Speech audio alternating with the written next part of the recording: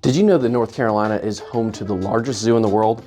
That's right, just a short drive away from the Triad. We're gonna head down to Asheboro today and check out the North Carolina Zoo. So stick around, we're gonna tell you all about it.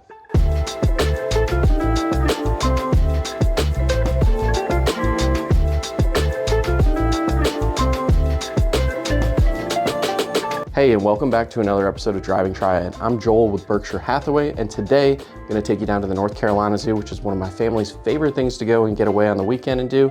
Haul the kids down there for half a day, wear them out, and come back. It's a fantastic place.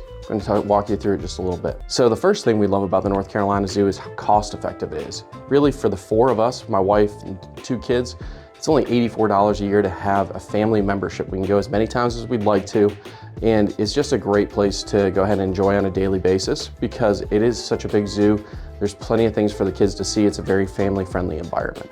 Second reason we love the North Carolina Zoo, we just alluded to it, is the size. It's 2,600 acres, the biggest zoo in the world, and they're actually going to be expanding upon that with Asia opening hopefully in 2025. That's going to be an additional 10 acres. Another reason why we love the zoo is the diversity there. You have both North America and Africa. That's kind of broken down into habitats where animals are typically going to be found in those areas out in the wild.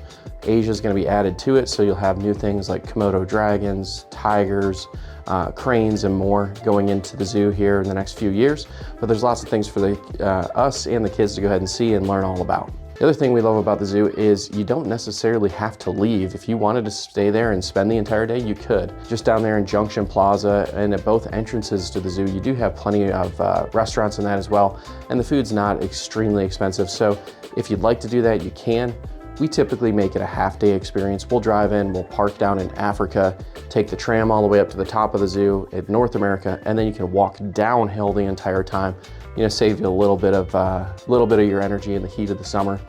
And then we'll get back down to the bottom and head out. It takes us about a half day. The kids sleep the entire way home, so that's a great thing for us. Another thing we really like about the zoo is the experiences. If you're a zoo member, like I said, it's only $84 for our entire family, but you can go for different special events like Wake Up with the Zoo, where you get to get there a little bit earlier than public, go in right as the animals are being fed. They're a little bit more active, closer to the front of their enclosures. The kids get to see something up close. They also have a zoo trekker program where they'll give the kids a program to go around and look at and find different monuments, statues, have to talk to different conservationists within the zoo and learn more about the animals. So it keeps them nice and engaged and feeling like they're always looking for something.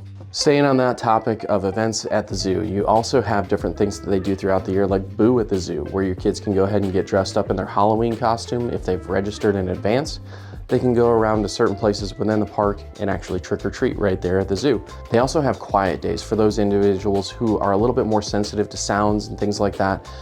They're gonna keep all the music turned down. They're gonna try to make everything as calm as possible. You can even wear headsets, go throughout the zoo, turn into their radio station and hear all about it. Another little bonus, if you're watching this from another area of the country, you're not gonna be able to come and check out the North Carolina Zoo. If you are a Disney Plus subscriber, go ahead and check out Secrets of the Zoo. They were on there for a couple seasons, so you can kind of get a pretty intimate feel of what it's really like to be here, what the zookeepers are going through on a daily basis, how the animals are interacting, walk around with the vets. It's a pretty neat series. I would encourage you to go check it out. So one more thing that we love about the zoo is that there's plenty of places to go ahead and break things up for the kids. You've got playgrounds, you've got carousels, merry-go-rounds. They have butterfly experiences for the kids to go ahead and walk through that tent if they want to. You can feed some of the animals. There's lots of things to keep them active and engaged because we all know that kids have short attention spans. So that's something that we really enjoy and appreciate that they try to put together. I hope you enjoyed checking out the North Carolina Zoo today. And if you do come here locally, I would encourage you to check it out. It's a quick trip away from the Triad, and it really is a fantastic place. If I can ever help you with any of your real estate needs, I would love to do that. Cell phone number is 336-582-9210. Email is joel@sandmanrealtync.com. Thank you for checking out another episode of Driving Triad, and I hope to see you on our next episode.